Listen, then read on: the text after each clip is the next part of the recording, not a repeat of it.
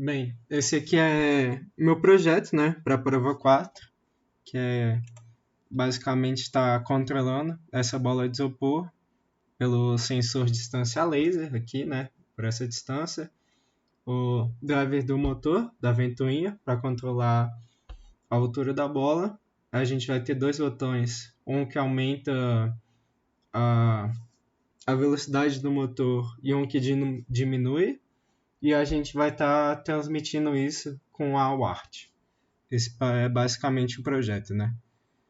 Então, aqui eu vou estar utilizando esses periféricos, né? Que é o ADC para o nosso sensor, a laser, que ele vai estar medindo a distância.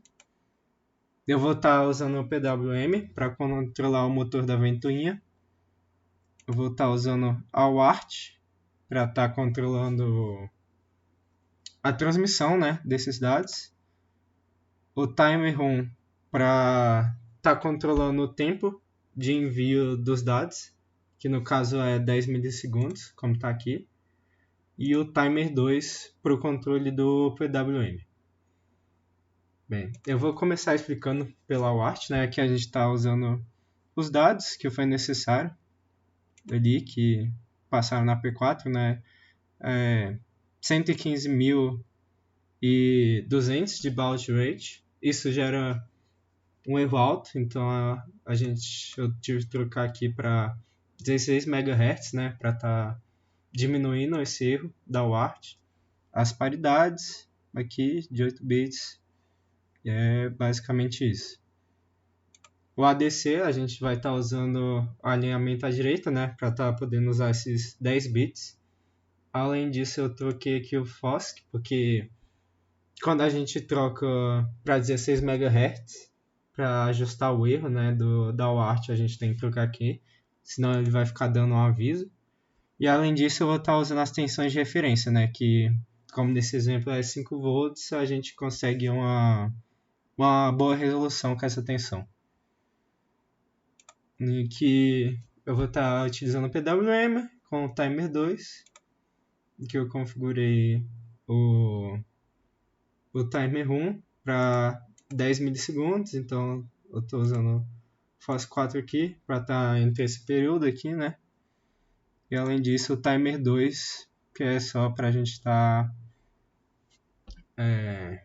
controlando nosso PWM. E aí assim ficou a pinagem, né?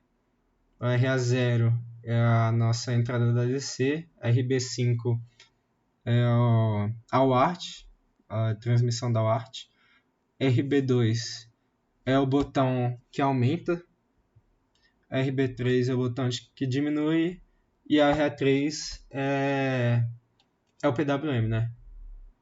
Aqui embaixo tem mostrando como que está essa configuração no Pin Manager.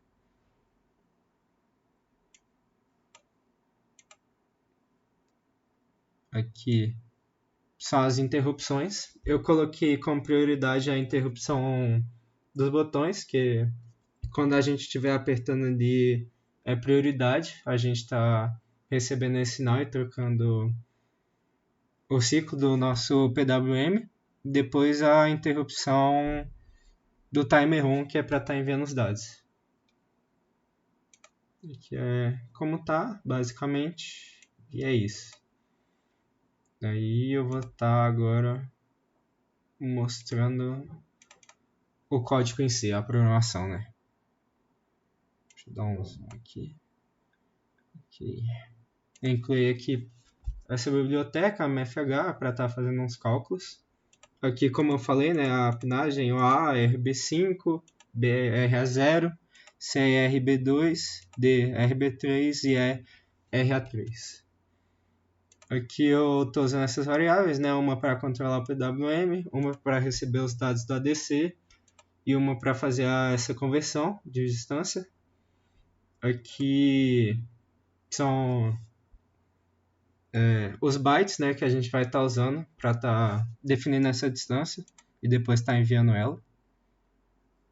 Aqui são as funções, né, de aumentar e diminuir o PWM.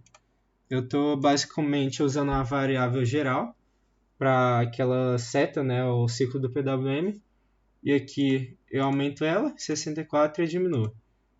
Aí, caso esse valor passe de 1023, como na resolução, né, que deu o PWM vai de 0 a 1023, se for maior que 1023, ele fica em 1023. E no outro caso, que estiver diminuindo, se for menor que 0, ele fica em 0. Aqui é basicamente a conversão da distância, né, que a gente vai estar pegando esses dados do ADC, que estão vindo, os 10 bits. Eu passei para essa variável para facilitar. E aí eu estou jogando nessa auxiliar, que é para fazer a conversão em si, né? Que a gente achou que cada milímetro está em média desses 489 milivolts, que é a nossa resolução de conversão. E aqui eu passei por fim para a distância, enfim, né? Os bytes de distância. Aqui é a nossa main, onde eu vou estar inicializando as interrupções. E aqui eu vou estar definindo a prioridade, né? Como eu mostrei no MCC, aqui eu estou colocando a prioridade do botão 2, que é o de aumentar o ciclo do PWM, o botão 3, que é de diminuir o ciclo, e por fim o do timer 1, que a gente vai estar usando para fazer esse envio de dados, né? Aí como está as funções aqui. Por fim, eu estou setando o PWM com o valor da variável geral que eu coloquei.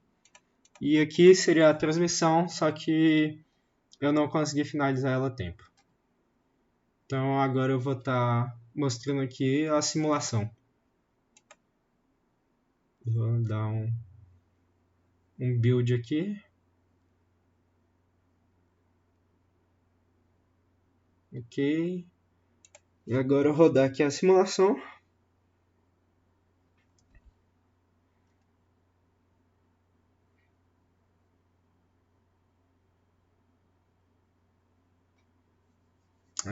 Deu uma travada aqui, mas está carregando. Vou dar uma pausa aqui e já volto. Foi. Então, eu já coloquei aqui, né, nosso analisador lógico para a gente estar observando o PWM. Aqui são algumas variáveis que eu deixo de colocar. Essa é a variável de auxílio, né, que a gente colocou. Aqui os bytes da distância em si, a conversão que a gente pega, né, os dados do ADC, os 10 bits do ADC. E aqui o timer 2 PWM.